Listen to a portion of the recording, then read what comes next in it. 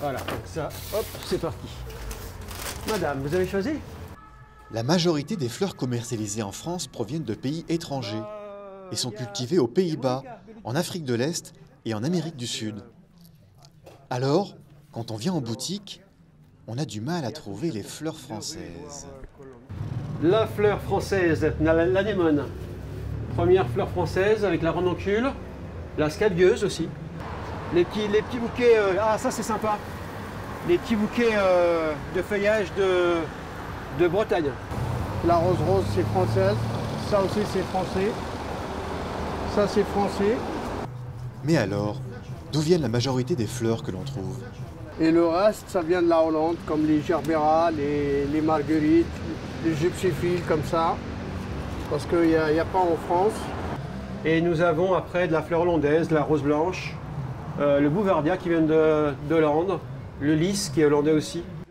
Les professionnels de la filière ont décidé de mettre en place un système de traçage. Alors on a demandé à Martine. Zach. Sabine. si l'origine des fleurs que vous achetez, ça vous intéresse?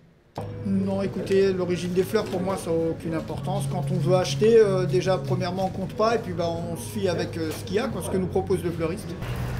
Voilà, ça commence à vous plaire? Bon.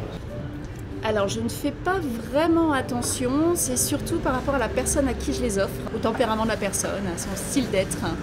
Donc là, par exemple, c'était un peu sauvage, en même temps très dynamique.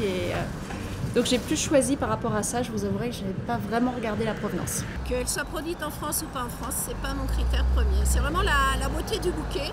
Et puis que je sais que la personne qui va recevoir le bouquet va faire waouh. Merci à vous. Bonne journée. Merci. Ça, c'est le bouquet. La production nationale représente 8% de la demande. Mais le fait d'intégrer davantage de transparence dans le secteur pourrait booster la demande des consommateurs pour les fleurs françaises.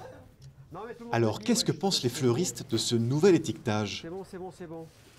Ah, on a mérité un petit chocolat. Moi, pour l'année prochaine, l'étiquetage des origines des fleurs, pour moi, ça ne change rien. Mais pour les clients, peut-être il y a quelques-uns. La première chose que le client demande, c'est toujours quelque chose de bon, pas cher. Tout simplement. Réforme prise pour minimiser l'impact écologique, il ne faudrait pas oublier qu'en plus du transport, le recours à des serres chauffantes des pays du Nord peut consommer davantage d'énergie qu'une importation par avion.